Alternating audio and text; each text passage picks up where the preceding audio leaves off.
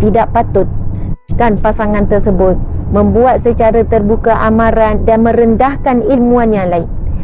Merendahkan itu secara terbuka.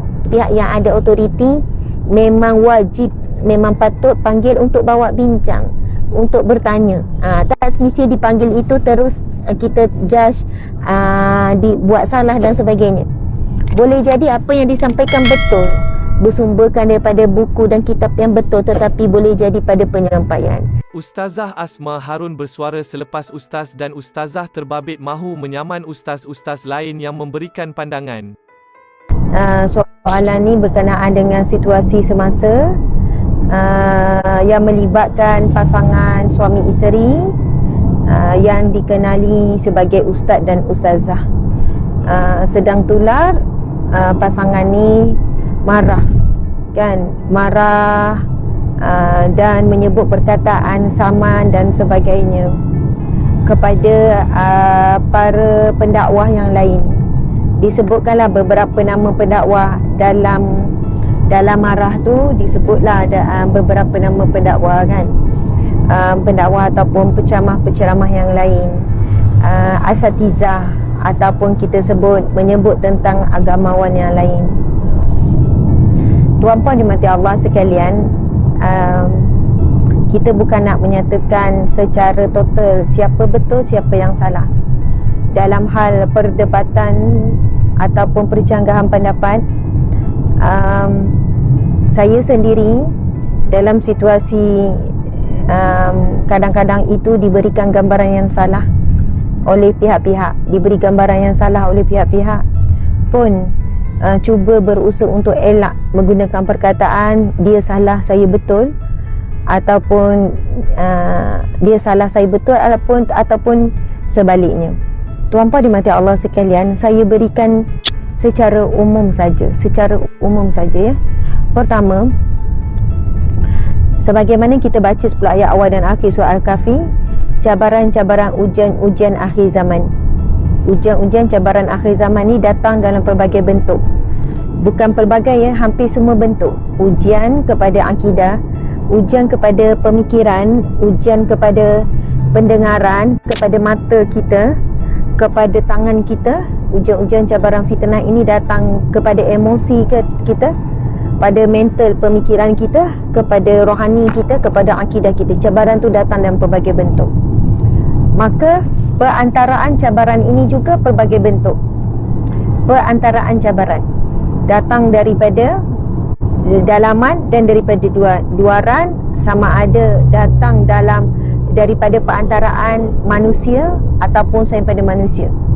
Manusia pula pelbagai, manusia pula umum. Ujian dan cabaran ilmu, maka daripada ahli-ahli ilmu. Sebab itu kita tengok di kalangan ilmuwan, agamawan, di kalangan para pendakwah, ada yang bercakaran, ada yang tak sefahaman, ada yang saling merendahkan, ada yang saling menghina, ada yang saling memfitnah. Kalau tak saling, ada pihak yang fitnah, pihak yang diam. Begitulah ya. Jadi fitnah akhir zaman di kalangan ahli ilmu ada fitnahnya.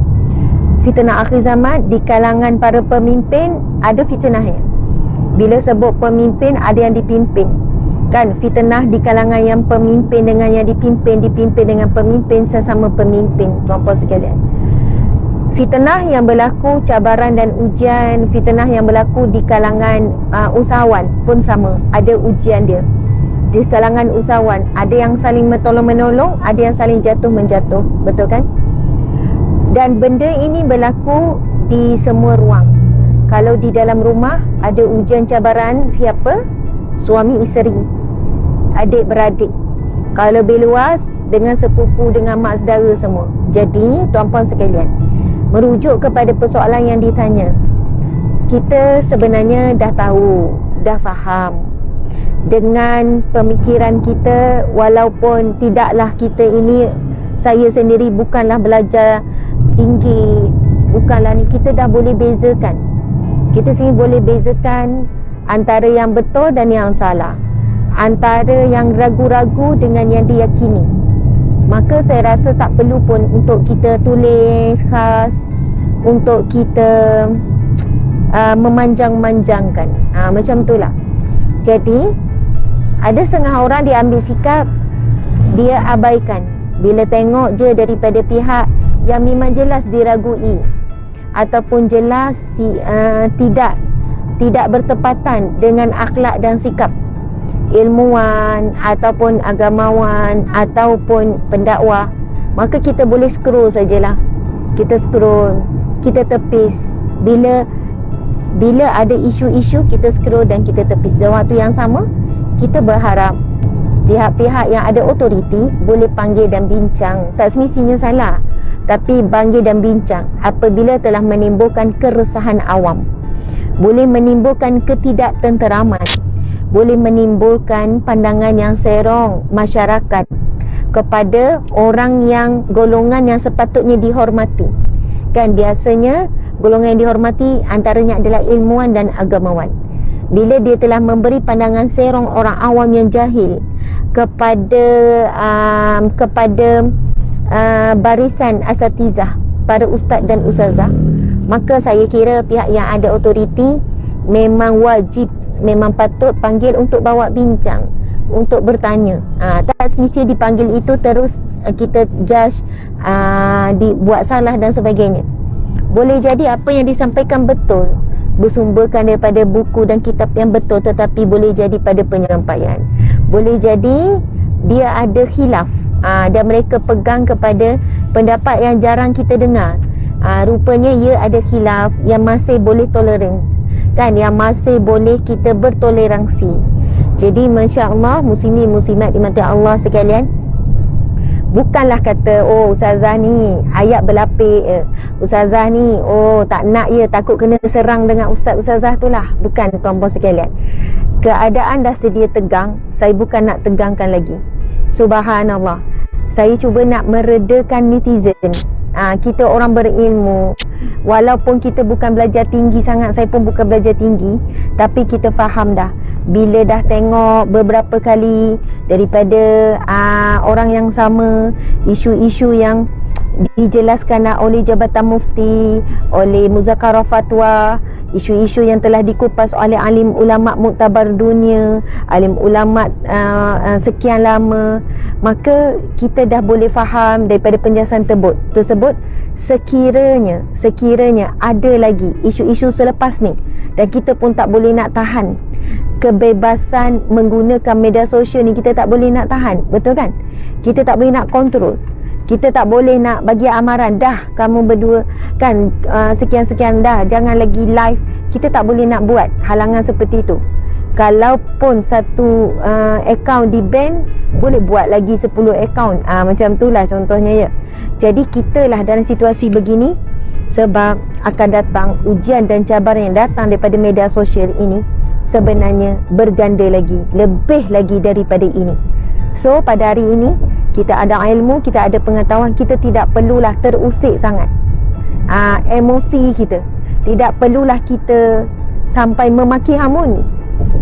Sebab itu kan tuan-tuan sekalian, saya suka berpesan pada diri kita dengan sahabat semua, jangan kerana orang lain buat salah, kita buat salah juga.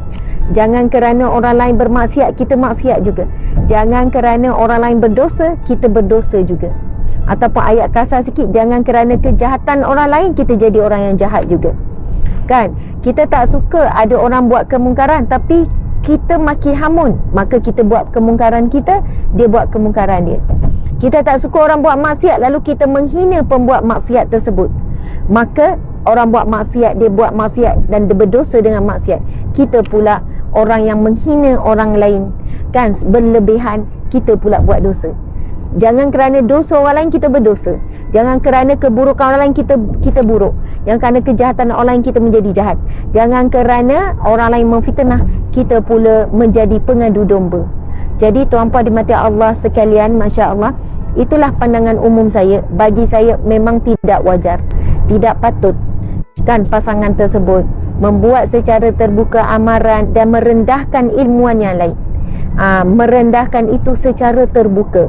Boleh jadi yang mereka nak ekspreskan perasaan yang sedemikian itu adalah secara berdepan atau terbuka dan sebagainya. Jadi saya juga tak sukalah kan gelaran-gelaran yang dahsyat yang diberikan. Terima kasih kerana menonton. Kalau anda suka video ini, jangan lupa untuk like, share dan subscribe. Kita jumpa lagi dalam video akan datang.